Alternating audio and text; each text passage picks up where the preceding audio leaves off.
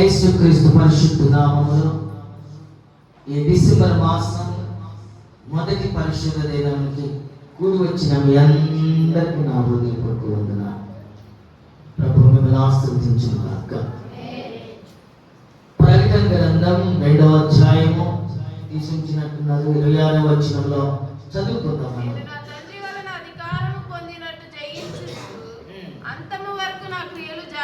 అంతము వరకు, ఇది నోట్ చేసుకోండి, అంతము వరకు నా క్రియలు జాగ్రత్తగా చేయువానికి జనుల మీద అధికారం ఇచ్చేదను. తప్పట్లు కొట్టి ప్రభుని కనపరచు. హల్లెలూయా. అంతము వరకు నా క్రియలు జాగ్రత్తగా చేయువానికి ఏమైపోతున్నాడు? జనుల మీద అధికారము. ఈ ఉదయకాలంలో మంచి మనసుతో వినండి. యోగ్యమైన మంచి మనసుతో అంగీకరించండి. ప్రభు అధికారం ఇచ్చును గాక. అధికారం అంటే మాకెందుకు బాబు ఈ అధికారం అంటే వాక్యంలోకి వెళ్తే మీకు అర్థమైంది. అంతం వరకు అంటే మన బ్రతుకు దినములని లేక ప్రభు రాకడ వరకు. బాప్తిసం తీసుకున్నవాడు, నమ్మి బాప్తిసం తీసుకున్నవారు చెప్పండి, నమ్మి బాప్తిసం తీసుకున్నవాడు రక్షింపబడును, నమ్మని వారికి.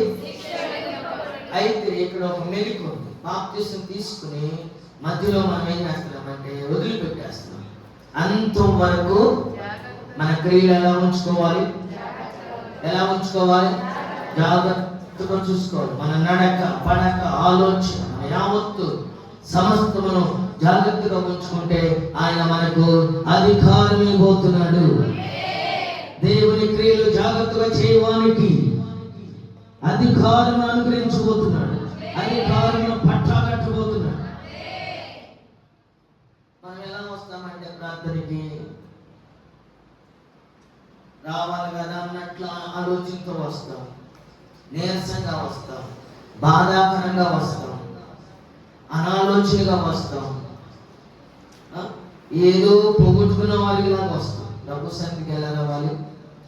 నా దేవుడు సమస్తమును చేయగలడు, నాకు చేసే నా ద్వారా ఆయన మహిమ పొందుకోవాలి. కాబట్టి నేను ఎలా రావాలి?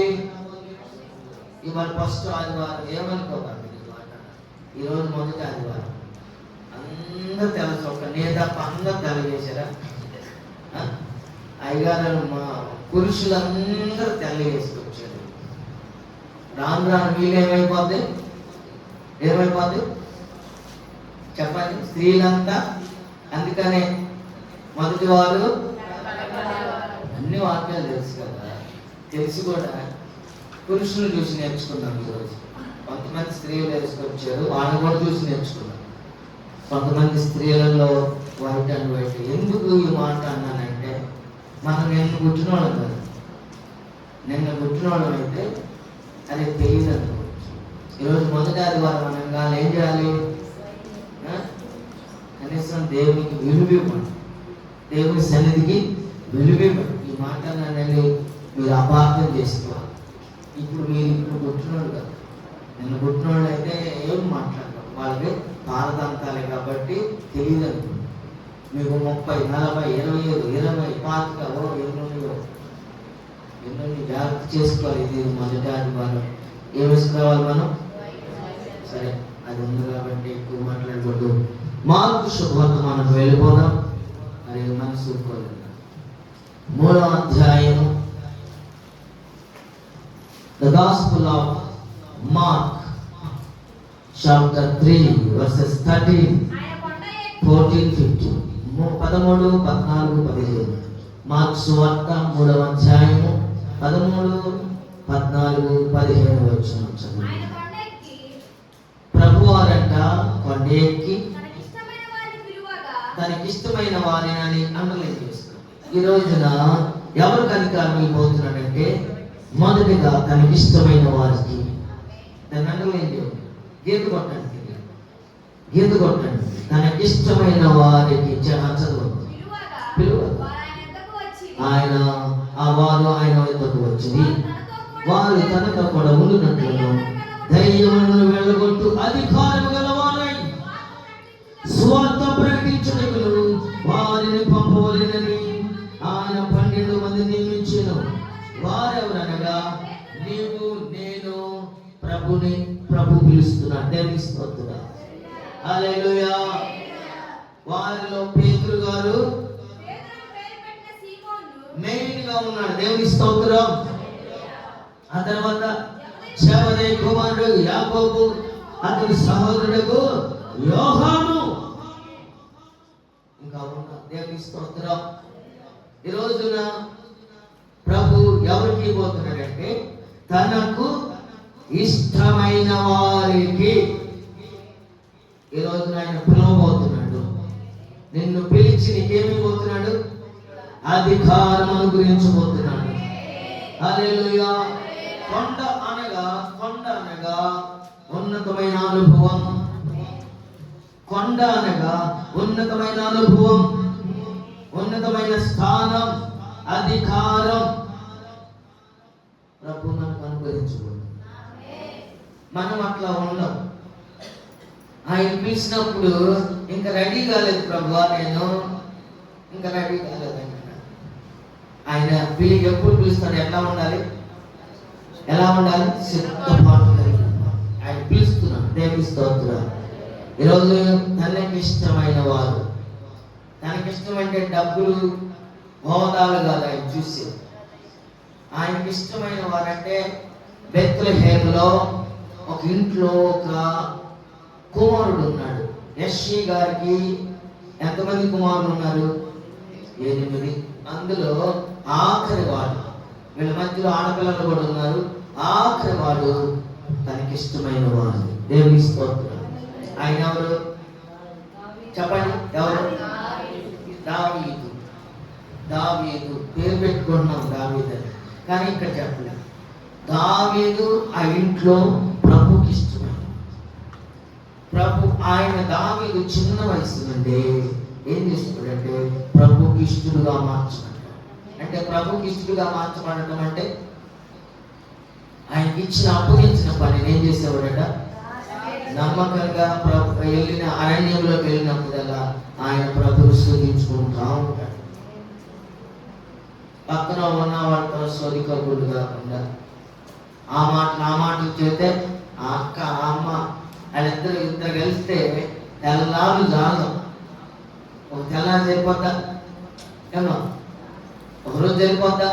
వాళ్ళ మాటలు తీరం ఇంకా ఉంటాయి. ఈలో భోజనం చేసి వస్తానని భోజనంతోనూ మళ్ళీ కూర్చొని మళ్ళీ భోజనం చేసి వచ్చి మళ్ళా కూర్చున్నావు. ఈయన ఏం చేసేవాడంటే ప్రభు దృష్టిగా దేవుని కార్యాలు చేసేవాడు. దేవుని కార్యాలు అంటే ప్రభుని స్తుతించడం. ఆ రోజు ప్రభు వారు ఏం చేశారంటే దైవ సేవకుడు దైవజనుడు ఆయన నీ కొమ్మును తైలంతో నింపుకో. ప్రవక్త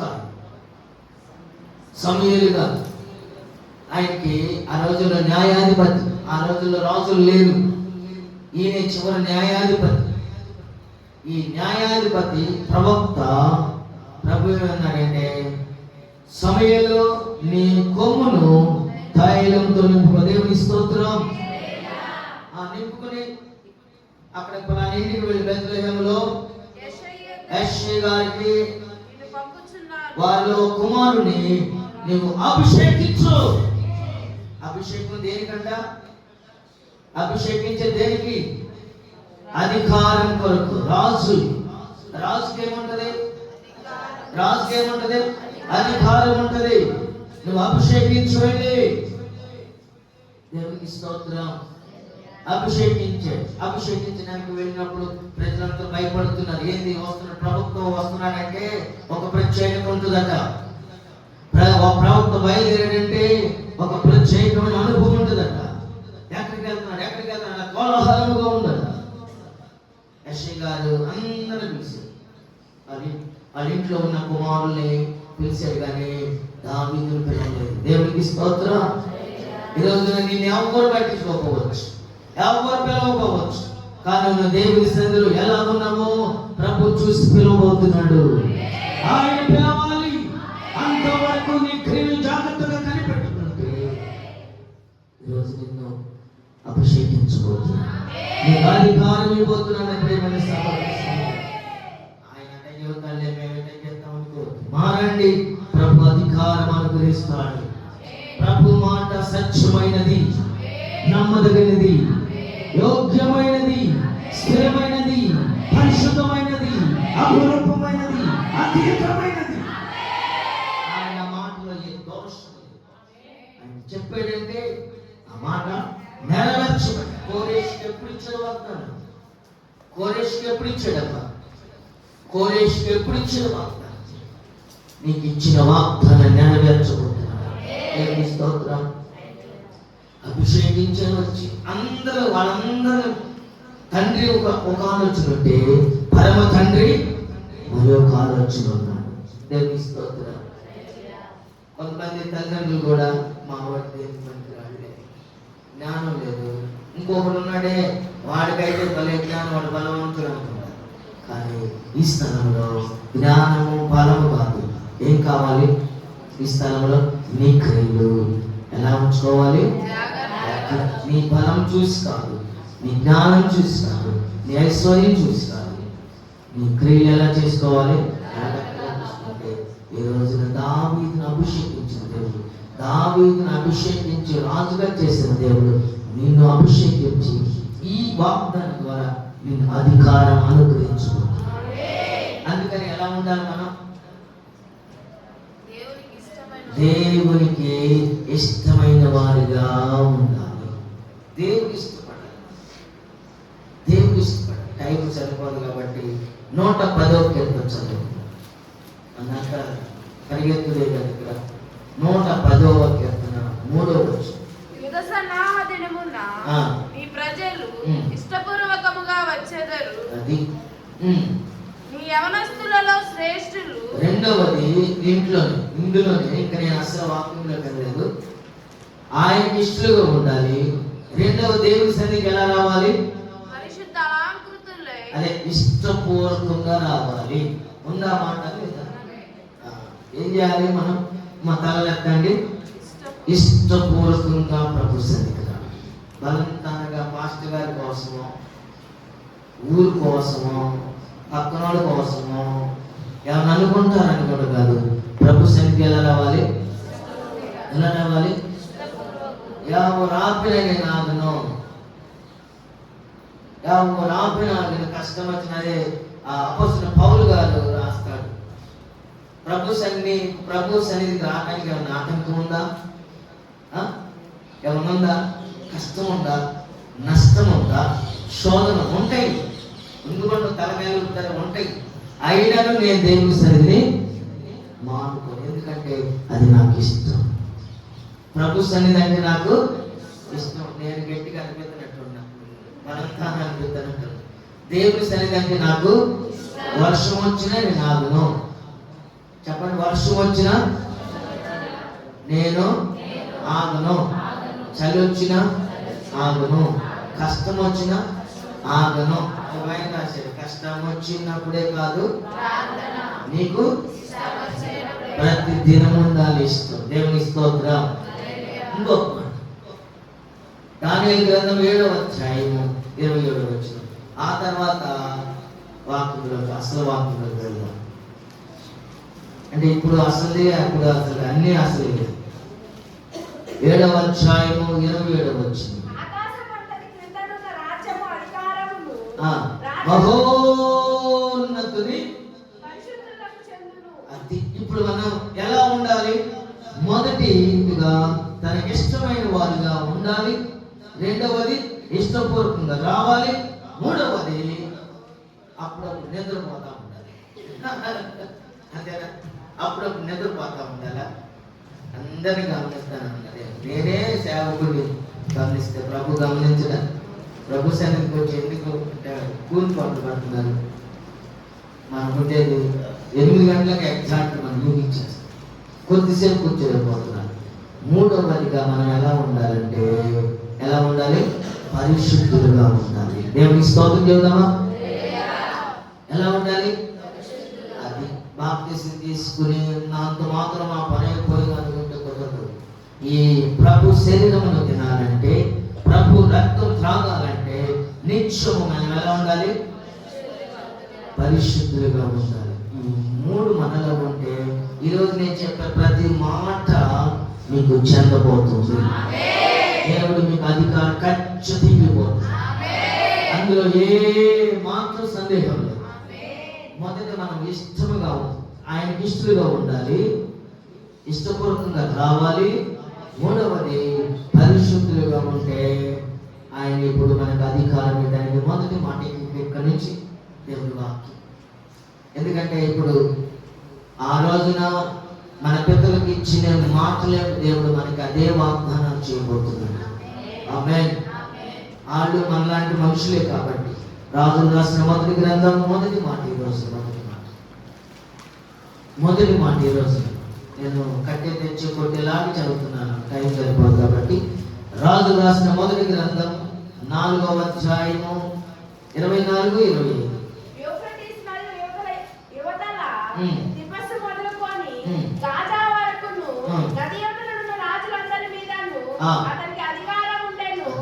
ఎవరికి? ఎవరండి ఈయన? చెప్పండి. ఎవరు? ఏమ్మా ఎవరు? చెప్పండి. అనుకున్నాము చెప్పట్లా, పేరు చెప్పలేరా? 4 అక్షరాలు ఏంటది? ఏమ్మా 4 అక్షరాలు ఏంటది? సొలొమోను.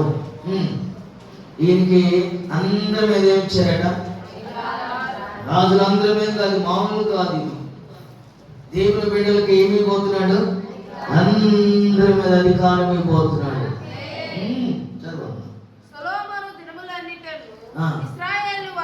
సొలొమోను దినములన్నిటిలో ఇశ్రాయేలు వారేమి, యూదా వారేమి, దాని మొదలుకొని వేశ్యవారు, ద్రాక్ష చెట్ల క్రింద ఎలా ఉన్నారు? నెమ్మదిగా ఉన్న దేవుని స్తోత్రం కలుగును గాక. హల్లెలూయా. నిర్భయముగా ఉన్నాను, దేవునికి స్తోత్రం కలుగును గాక. హల్లెలూయా. 24లో నెమ్మది ఉంది, అంతేనా? అతని కాలమున నలుదిక్కులు ఏముంది? నెమ్మది ఉంది.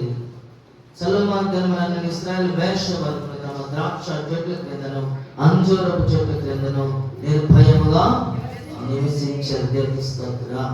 వీళ్ళకి నలుదిక్కులు ఏముందంట? నెమ్మది ఉంది, అభివృద్ధి ఉంది, నిర్భయంగా జీవిస్తున్నాడు. ఇప్పుడు అధికారము ఉంటే దేవుడట అక్కడ నెమ్మదినిస్తాడట. ఆ ఇంట్లో ఏమిస్తాడు? నెమ్మది. ఆ తర్వాత అభివృద్ధి. ఇప్పుడు అధికారం దేనికంటే మనకి నెమ్మది, అభివృద్ధి, నిర్భయం. ఇది ప్రభు అనుగ్రహిస్తాడు. దేవుని స్తోత్రం. ఎవరి కొరకు? అంతం వరకు. ఇక్కడేమో యూదా వారేమి, ఇశ్రాయేలు వారేమి, వాళ్ళేమి, వీళ్ళేమంటున్నారు కదా. మనం కూడా అంతే. ఏ ప్రాంతంలో అయినను మనం వెళ్ళినను దేవుడంట మన ఇరుగు పొరుగు వారి మధ్య అయినను, సంఘంలోనైనను, మనకు కలిగిన దానినైనను, ప్రతి పట్టణంలోనైనా గ్రామంలోనైనా ఎక్కడికి వెళ్ళినా దేవుడు అంట మనకు నెమ్మది అనుగ్రహిస్తాడు, అభివృద్ధి అనుగ్రహిస్తాడు. చెప్పండి. అధికారం దేనికంట? నెమ్మది, అభివృద్ధి, నిర్భయం. దేవునికి స్తోత్రం కలుగును గాక. హల్లెలూయా. దేవుడిచ్చే ఈ మూడింటిని మనమందరం పొందుకొని మనందరం వెళ్ళును గాక. ఈ డిసెంబర్ మాసంలో ప్రభు కొంతమంది ఇల్లు చూస్తాం, చూస్తానికి బాగుంటాయి. ఎంత బాగుంటాయి అంటే ఎలా ఉంటాయి? బాగా సుందరమైన భవనం, ఇంట్లో కుడితే బాగుంటుంది అనిపించింది. బాధలు తట్టుకోలేదు, మనకెందుకు బాగుంది. ఆ ఇంటికి వెళ్ళి ఒక పాస్టర్ గారు ప్రార్థన చేయడానికి ఆ ఇంటికి వెళ్తే ఇంట్లో కూర్చోబెట్టారంట. అసలు ఎంత బాగుందంటే నెయ్యి కింద పడినా కానీ అట్లా ఉంది. ఇల్లంతా ఎలా ఉందంటే సుందర భవనం లాగా, అంత భవనం. మా ఇంట్లో వాళ్ళ ఇంట్లో ఇది లేదు అది లేదంటే లేదంట, అన్నీ ఉన్నాయి. పాస్టర్ గారు ప్రార్థన చేయడానికి వస్తే సోఫాలో కూర్చోబెట్టారు. అప్పుడు ఆమెతో, అమ్మా ఇల్లు చాలా సుందరంగా ఉంది, చాలా ఈ భవనం భలే ఉంది, మరి చక్కగా దీనికి పీస్ ప్యాలెస్ అని పేరు పెట్టబోయేవా అన్నాడు. ఏం పేరు అది? Peace palace. అంటే ఎలాగా? నెమ్మది కలిగిన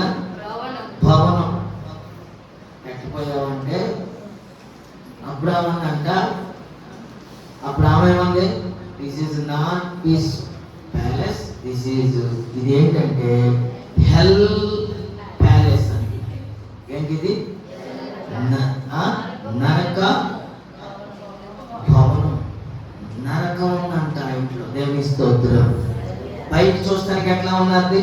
అందరికి సుందరంగా, అసలు అన్ని అద్దాలు సుందరంగా తీర్చిదిద్దారు. కానీ లోపల ఏముంది?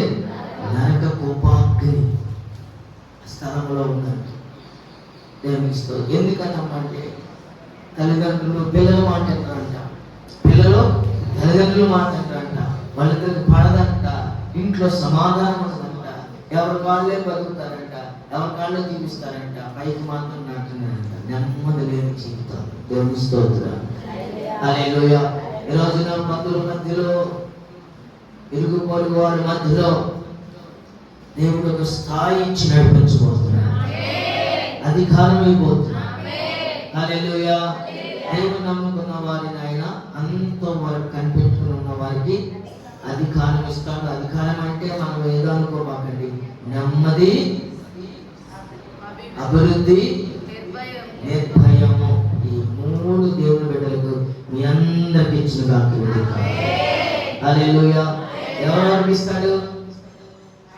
ఆయనకి ఇష్టమైన వారికి, ఇష్టపూర్వకంగా వచ్చిన వారికి, పరిశుద్ధులుగా ఉన్న వారికి దేవుడు ఏమిపోతున్నాడు? నెమ్మది, అభివృద్ధి, నిర్భయమున దేవుడు ఉదయకాలమున అనుగ్రహించును గాక. దావీదు వెళ్ళిన చోట్లెల్లా ఏమొందుకున్నాడు? ఆ కాలంలో దినవృత్తాంతం రాసిన 2వ గ్రంథం 15వ అధ్యాయము 5వ వచనంలో దావీదు వెళ్ళిన చోట్ల ఆ కాలంలో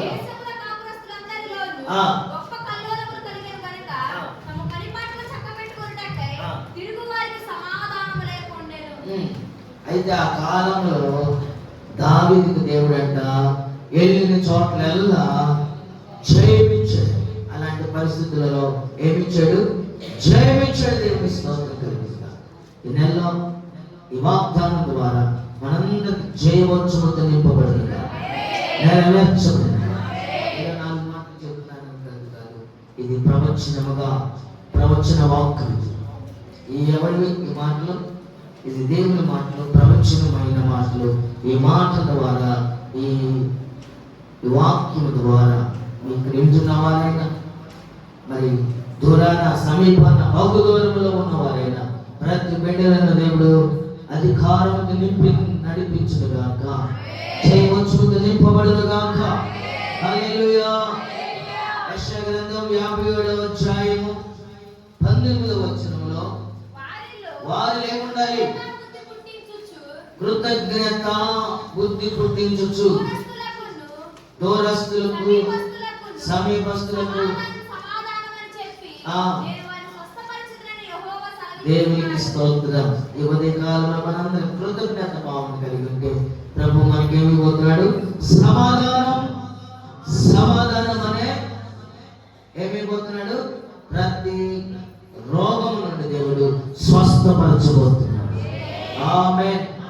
మన జీవనోపాధిలో గత 11 నెలలు ఎట్లా జరిగిందో కానీ ఈ రోజు నుండి దేవుడు ఈ నెలలో ఉన్నతముగా జరిగించుగా. ఉన్నతముగా ఎట్లా అంటే రాజు రాసిన మొదటి గ్రంథంలో 4వ అధ్యాయము 25వ వచనంలో ఒకసారి రాజైన సొలొమోను భోజనపు బల్ల ఎదుగు వచ్చిన వారందరికీ ఏమీ తక్కువ కాకుండా అధికారులలో ఒకరు తాను నియమింపబడిన మాసమును బట్టి ఆహారము సంగ్రహము చేయించు వచ్చెను. దేవునికి స్తోత్రం. ఏమీ తక్కువ లేదు. గత 11 నెలలు కష్టపడ్డారు, ఇబ్బంది పడ్డారేమో. ఈ నెలలో దేవుడు ఏమీ తక్కువ లేకుండా సహాయం చేయగా. అట్లా ఒక చిన్న ప్రార్థన, జీవనోపాధి కొరకు చిన్న ప్రార్థన. అలాగే ఇశ్రాయేల్ గారు విత్తనాలు చదువుతున్నారంట. ఏంటమ్మా మీరు కూడా అబ్రహాం గారు కూడా విత్తనాలు చదువుతున్నారు. ఇంకెవరైనా చదివితే చెప్పండి. ప్రార్థన జీవనోపాధి కొరకు, అలాగే వ్యవసాయం దేవుడు వాతావరణాన్ని మరి అనుకూలపరిచి అందరూ ఎక్కేటట్టుగా దేవుడు సహాయం చేస్తున్నాడు. కాబట్టి విత్తనాలు చల్లి ఇంకెవరైనా చదివితే చెప్పండి, ప్రార్థన చేద్దాం. అట్లా కూర్చో మోకరించొద్దు, కళ్ళు మూయించాలి. చిన్న ప్రార్థించాలి. ప్రభువా, బిడ్డల కొరకు ప్రార్థిస్తున్నామయ్యా. మీరు ఇచ్చిన సంఘ బిడ్డలు మీ రక్తం చేత కడగబడి, మీ రక్తంతో కొనబడి కనబడి ఉన్న బిడ్డల కొరకు ప్రార్థిస్తున్నాం. వారి జీవనోపాధిని 11 నెలలు ఎలా జరిగిందో తెలియదు. ఈ 12వ నెల ఆఖరి నెలలో గొప్పగా ఆశీర్వాదకరంగా నడిపించుగాక. ఏమి తక్కువ లేకుండా వారిని పోషించునుగాక, ఆశీర్వదించునుగాక, ఫలింపచేయబడునుగాక, అభివృద్ధి పొందుకొనుగాక, సమాధానంతో కూడిన సమాధానం అనుగ్రహించబడును. అలాగే మీ బిడ్డలు ఇశ్రాయేలు గారిని బట్టి, అబ్రహాం గారిని బట్టి, ఇంకా ఇంకెందరైతే ఉన్నారో వారిని బట్టి ఈరోజు విత్తనాలు చల్లుకోబోతున్నారు తండ్రి. ఆ పంటను మీరు ప్రభువా ఉన్నతముగా ఆశీర్వదించాలి. చేలు అడుగు పెట్టిన నాటి నుండి, సమయము నుండి మనది గృహములకు వచ్చేంత వరకు మీ హస్తపు నీడలు నడిపించుగాక. మంచి గోధుమలతో తృప్తిపరచబడినట్లుగా వారిని తృప్తిపరచబడినగాక. ప్రభువానికి పంట సమకూర్చుటకు ఏది తక్కువ లేకుండా, ఏది అడ్డంకు లేకుండా సహాయం చేయబడునుగాక. విత్తనములు పరిశుద్ధపరచబడునుగా. విత్తనాలు అభిషేకిస్తున్నాను. వారి జరుగుతున్న ప్రతి విత్తనములు 100 పంటను అనుగ్రహించబడునుగాక. ఆ దేశములో విత్తనం జరిగినప్పుడు అయ్యా ఈ సాగు ఆస్వాదించబడినట్లుగా వీటిలో ఆస్వాదించబడి క్రమక్రమంగా అభివృద్ధి పొందుకున్నగా. ఆ చేల్లో ప్రభా అయ్యా మీ రక్తంతో ప్రోక్షిస్తున్నాము, పరిశుద్ధపరచి అయ్యా ప్రతి విత్తనం 100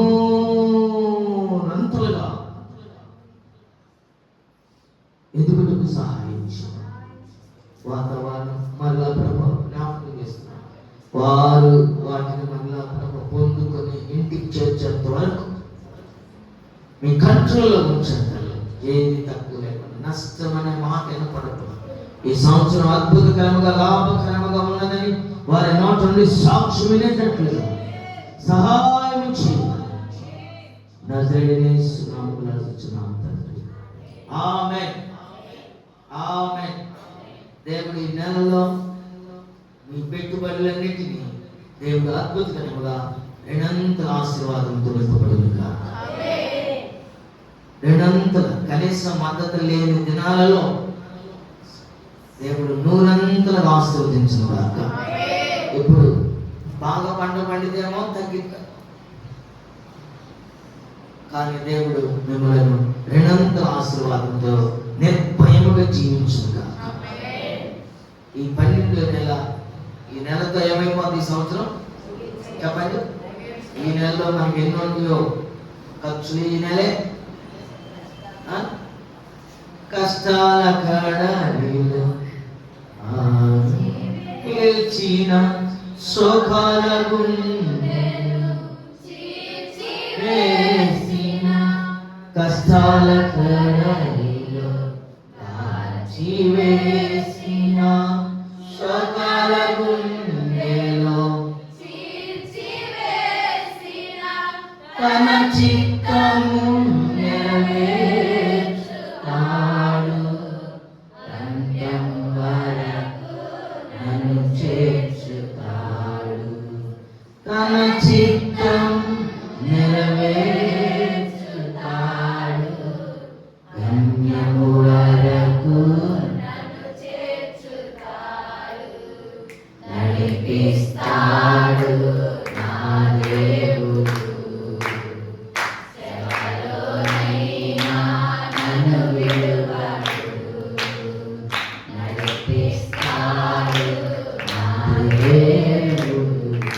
హల్లెలూయా.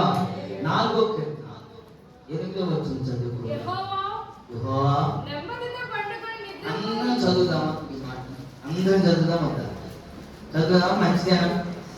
మంచిదా మంచిది కాదు చెప్తే అందరం చదువుదామా? అందరం చదువుదాం. ఎవరు మాట్లాడారు? చదువుదాం. ఎస్, అవును, చదువుదాం. ఏంటి తీస్తా?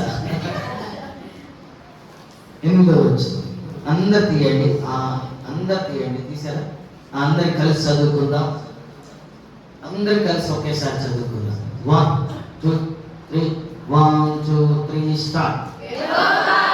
నెమ్మదిగా పడుకొని నిద్రపోవుదును, నేను ఒంటరిగా ఉండును, నీవే నన్ను సురక్షితముగా ఆమేన్.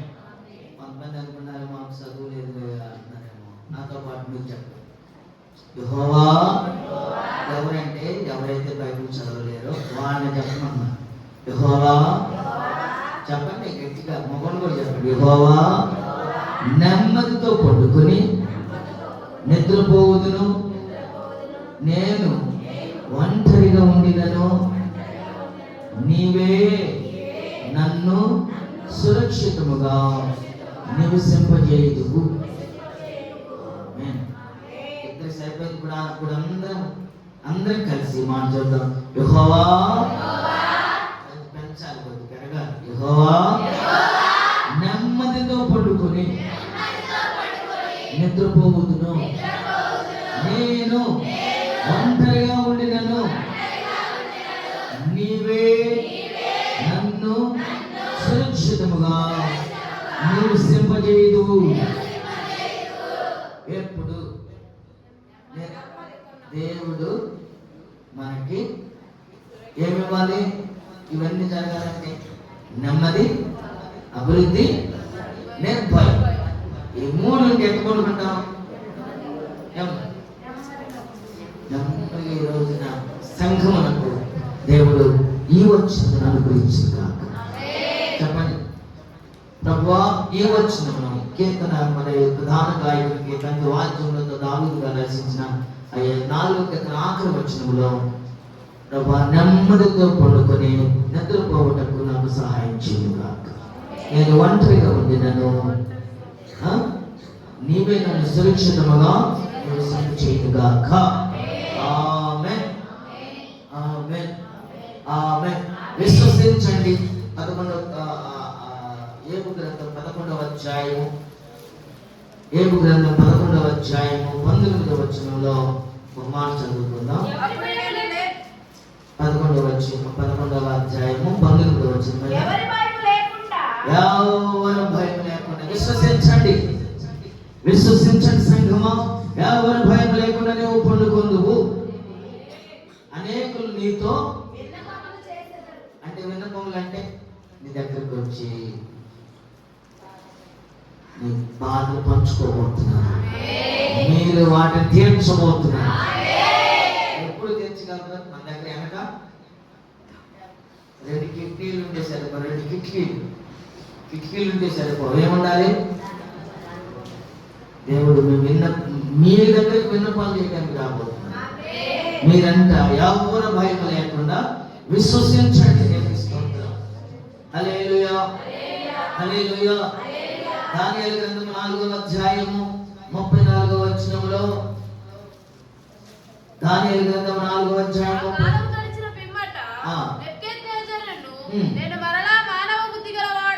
బుద్ధి తెచ్చుకుంటున్నాడు.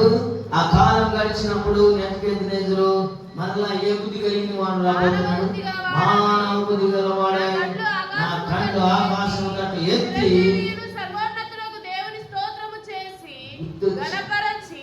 స్తుతించి తిని ఆయన ఆధిపత్యము చిరకాలము వరకు, ఆయన రాజ్యము తరతరములకు ఉన్నవి. ఎవరు చెప్తున్నారు ఈ మాటలు? ఎవరు చెప్పండి? ఏ నెబుకద్నెజరు? గడ్డి తిన్నా నెబుకద్నెజరు. మన దేవుడు ఎవరో తెలుసా? దేవుని బిడ్డల మీదకి వచ్చిన వారి మీదకి ఏం చేస్తాడు? గడ్డి తిరిగిపోతున్నాడు. రాజు సైతం ఎన్ని సంవత్సరాలు ఉన్నాడు? 1 కాదు, 2 కాదు, 3 కాదు, 4 కాదు, ఏకంగా 7 సంవత్సరాలు ఆహారం గడ్డి తిన్నాడు. స్నానం చెప్పండి మనసు, ఇంకా దేంతో? మంచుతో స్నానం అంట. గడ్డేమో ఆహారం, పశువు యొక్క లెక్క. దేవుడు అలా చేస్తాడు. దేవునిస్తాడు. దేవుని బిడ్డల మీదకి వచ్చాడు, తీసుకెళ్ళి అక్కడ పడేసి, అసలు ఇది నా బలాతిశయము కాదా అనుకున్నాడు. అసలు చిన్న మాటకే దేవుడు తీసుకెళ్ళి అక్కడ వేసాడు. దేవుని బిడ్డలంటే ఏమిటో తెలిసేటట్టుగా చేయబోతున్నాడు. మనమేంటో లోకమునకు దేవుడు ఉన్నతముగా నడిపించబోతున్నాడు. మీరు ఒకటే చేయాలి, కొన్నింటిలో పర్వాలేదు కానీ ఒకటి మాత్రం చేయాలి. సన్నిధికి వచ్చిన మనం పర్ఫెక్ట్గా ఎట్లా ఉండాలి? ఖచ్చితంగా అన్నిటిలో ఖచ్చితంగా మీరు నిలబడండి, ఖచ్చితంగా ఉండాలి. ఏదో వచ్చేవాడు దేవుని సన్నిధిలో అడుగు పెట్టగానే మన చుడి మారింది అనుకోవాలి. కొంతమంది అవసరాల కొరకే ప్రార్థన చేస్తున్నారు, అవసరాల కొరకే ప్రార్థన చేస్తే మనం ఎప్పుడు ఎదుగుతారు? అయ్యా నేను ఆత్మీయతలో ఇంకా బలంగా ఉండాలని ప్రార్థన చేయమని ఎవరు అడగరు, ఒక్కరు కూడా అడగరు, ఒక్కరు కూడా అడగరు. నువ్వు ఆత్మలో బలపడితే అన్ని దేవుడు ఆత్మలో గాలితో అదే కదండి.